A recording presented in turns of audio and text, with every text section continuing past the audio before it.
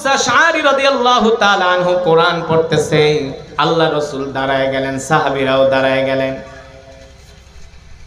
সাহাবী যতক্ষণ পর্যন্ত কোরআন পড়লেন, আল্লাহ রাসূল দাঁড়ায় দাঁড়ায় কোরআন শুনলেন। কোরআনের তেলাওয়াত শেষ হয়ে গেল। আল্লাহর নবী সাহাবীকে ডাকছেন, যাও যাও কারি সাহেবরে ডাইকা নিয়ে আসো। এবার কোরআনের কারি আবু মুসা আশআরীকে ডাইকা আনছে আল্লাহ রাসূলের সামনে। আল্লাহ রাসূল প্রশ্ন করলেন, আনতা ক্বরাতা, তুমি কি এতক্ষণ পর্যন্ত কোরআন পড়ছিলা? সাহাবী বলে, নাম। ওগো আল্লাহর রাসূল, যেই কোরআন আপনার উপরে নাজিল হয়েছে এতক্ষণ পর্যন্ত আমি সেই কোরআন পড়তেছিলাম। আল্লাহর নবী কি বলে দেখেন। আল্লাহর নবী বলে, সাহাবী রে, তুমি কি জানো যতক্ষণ পর্যন্ত তুমি কোরআন পড়েছো ততক্ষণ পর্যন্ত আমি নবী দাঁড়িয়ে দাঁড়িয়ে তোমার কোরআনের তেলাওয়াত শুনেছি। দাঁড়ায় দাঁড়ায় শুনছি, আর আপনারা তুমি চেয়ারে বইয়া শুনতাছেন। আল্লাহ রাসূল বলে, আমি দাঁড়ায় দাঁড়ায় শুনছি। সাইয়েদনা আবু বকর বলে, আমিও। সাইয়েদনা ওমর ইবনুল খাত্তাবের মতো সাহাবী কয়, আমিও। আল্লাহু আকবার। এই কোরআন আল্লাহর জবানের কালাম, আল্লাহু আকবার। এই কথা শোনার পরে সাহাবী চোখ দিয়ে ঝরঝর করে পানি পড়তেছে। আল্লাহর নবী বলে, কাঁদো কেন? তোমাকে তো আমি কাঁদার কথা বলি নাই। এ সাহাবী, কাঁদো কেন? তোমাকে তো আমি কাঁদার কথা বলি নাই, তুমি কান্না করো কেন? সাহাবী আবু মুসা আশআরী রাদিয়াল্লাহু তাআলা আনহু বলেন, ওগো আল্লাহর নবী, আপনি হলেন কোরআনের মালিক, আপনার উপরে আল্লাহ তাআলা কোরআন নাজিল করেছে, আপনি হলেন রাহমাতুল লিল আলামিন। আপনি আমার মতো একটা ছোট মানুষ কোরআন পড়ছে, আর আপনি দাঁড়ায়া দাঁড়ায়া কোরআনের তেলাওয়াত শুনছেন। আমার কাছে এর চাইতে আর খুশির খবর হতে পারে না। আল্লাহু আকবার। সাহাবী বলতেছেন, গো আল্লাহর নবী, আমি একটা ছোট মানুষ, আমি কোরআন তেলাওয়াত করছি, আর আপনি দাঁড়ায় দাঁড়ায় কোরআন শুনছেন, আমার কাছে এর চাইতে আর খুশির খবর হতে পারে না। আল্লাহর নবী বলে, সাহাবী রে, তুমি কি জানো এই যে তুমি এত সুন্দর করে কোরআন পড়তে পারো, এর জন্য আল্লাহ তাআলা তোমার জন্য কি পুরস্কার রেখেছেন? সাহাবী আবু মুসা আশআরী রাদিয়াল্লাহু তাআলা আনহু বলেন, ওগো আল্লাহর নবী, আমার জন্য আল্লাহ তাআলা কি পুরস্কার রেখেছেন এটা আল্লাহ রাসূলই ভালো জানেন। রাহমাতুল লিল আলামিন বলে, সাহাবী রে, শোনো, এই যে তুমি এত সুন্দর করে কোরআন পড়ো, মানুষদেরকে কোরআন শোনাও, এই জন্য আল্লাহ তাআলা তোমার জন্য জান্নাতের ভিতরে বালাখানা নির্মাণ করে রেখেছে। আল্লাহ রাসূলের হাদিস, আল্লাহর নবী বলেন, মাল্লাম ইয়াতাগান্না বিল কুরআনি ফালাইসা মিন্না। আল্লাহর নবী বলেন, যারা সুন্দর করে কোরআন পড়তে পারে না তারা আমাদের দলভুক্ত নয়। ঠিক কিনা বলেন? এ যুবক, এ মুসলমান, ভালো করে শুনেন আল্লাহর নবী কি বলছেন। যারা সুন্দর করে কোরআন পড়তে পারে না তারা আমাদের দলভুক্ত নয়। ঠিক কিনা বলেন? আজকে আমাদের সমাজের মুসলমান কোরআন পড়তে পারে না, আমাদের সন্তানগুলো কোরআন পড়তে পারে না, আমাদের সন্তানগুলো কোরআন তেলাওয়াত করতে পারে না, আমাদের সন্তানগুলোকে আমরা দ্বীন শিখাই না, কোরআন শিখাই না, ইসলাম শিখাই না। এই কারণে আমাদের সন্তানগুলো নষ্ট হয়ে যাচ্ছে। আমাদের ছোট ছোট বাচ্চারা 6-7 এ পড়ে, আজকে তারা ওপেনলি সিগারেট খায়, ওপেনলি গাঁজা খায়, ওপেনলি তারা নেশা করে। এর একটা মাত্র কারণ হলো আমরা আমাদের সন্তানদেরকে দ্বীন শিখাই নাই, কোরআন শিক্ষা করাই নাই। ঠিক কিনা বলে? ছোট ছোট বাচ্চা 6-7 এ পড়ে, মুরব্বীদের সামনে সিগারেট খায়। আপনাদের কুমিল্লায় নাই, আমগো ঢাকাতে আছে। ওই গল্লির ভিতরে বইয়া মুরব্বীদের সামনে সিগারেট খায়। আমার বাসার সামনে ছোট বাচ্চা, আমার এলাকায় একটা স্কুল আছে, নামকরা স্কুল, শামসুল হক খান স্কুল, 6-7 এ পড়ে, আমার বাড়ির সামনে দাঁড়ায় সিগারেট খায়। আমি ডাক দিছি, এদিকে আয়, তুই কার বাড়ির সামনে দাঁড়ায় সিগারেট খাস? আপনার কি? আমি কইতে আমার বাড়ির সামনে দাঁড়ায় সিগারেট কাজ, আর আমার কি কই পরস, কই কমো না। পরে আমি আদর করে বলি, বলো না ভাতিজা কোথায় পড়ো? বলে হুজুর ওই স্কুলে পড়ি। আমি বললাম দেখো তোমার আর কি বয়স, তুমি যে সিগারেট খাইতেছো, তোমার কি এখন সিগারেট খাওয়ার বয়স হয়েছে? পরে বুঝাইলাম যে দেখো আমরা তো সেই নবীর উম্মত যে নবী আমাদের জন্য তায়েফের ময়দানে কাফেরদের পাথরের আঘাতে রক্তাক্ত হয়েছে। আমরা তো সেই নবীর উম্মত যে নবী হাসরের ময়দানে সেজদা দিয়া উম্মতি উম্মতি বলে কাঁদবে। তুমি তো জানো না তোমার মা তোমার বাবার চেয়ে আমার নবী তোমাকে আমাকে মা বাবার চেয়ে বেশি ভালোবাসে। ছোট যুবক ছোট কিশোর বোঝে না, বলে হুজুর বলেন কি? বলে হ্যাঁ, তুমি যে সিগারেট খাচ্ছ এটা আল্লাহর নবী দেখে কষ্ট পাইতেছে। তিনজন ছোট ছোট বাচ্চা। আমি বলি আসো ওয়াদা দাও আর কোনোদিন সিগারেট খাইবা না। পরে বলছে হ্যাঁ হুজুর ওয়াদা দিলাম আর কোনোদিন আমরা সিগারেট খাবো না। বলি শোনো 5 ওয়াক্ত নামাজ পড়বা? বলে হ্যাঁ এখন থেকে মসজিদে যায় নামাজ পড়বো। ওরা বোঝে না। ওদেরকে যদি আমরা কোরআন শিখাইতাম, দিন শিখাইতাম, ইসলাম শিখাইতাম, তাহলে আমাদের এই ছোট ছোট বাচ্চারা 6-7-এ পড়ুয়া কিশোররা আজকে তারা এই সমস্ত সিগারেট, নেশা, গাঁজা এগুলো তারা হাতে নিত না যদি আমরা তাদের হাতে কোরআন তুলে দিতাম। কোন মাদ্রাসা ছাত্রদেরকে সিগারেট খেতে দেখছেন? ছিনতাই করতে দেখছেন?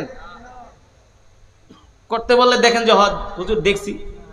দেখবেন না, কারণ তাদের কাছে আল্লাহর কোরআনের শিক্ষা আছে, দ্বীনের শিক্ষা আছে। এই কারণে বলি আপনি আপনার সন্তানকে ডাক্তার বানান, ইঞ্জিনিয়ার বানান, অনেক বড় অফিসার বানান, জজ বানান, বিচারপতি বানান, সচিব বানান, মন্ত্রী বানান, এমপি বানান, চেয়ারম্যান বানান, ইঞ্জিনিয়ার বানান, কিন্তু আগে সন্তানকে কোরআন শিখান। কি শিখান? আগে আমাদের দেশের ঐতিহ্য ছিল সকালবেলা মক্তবে যাইতাম না? সেই 20-30-40 বছর আগে হুজুর বিশাল বেত লইয়া বসে থাকতো, আর আমরা মক্তবে যেতাম নাকি? একটু দেরি হইলে এমন বাড়ি মারতো পাশার ভিতরে, তাও কিন্তু মক্তব ছাইরা আসতাম না।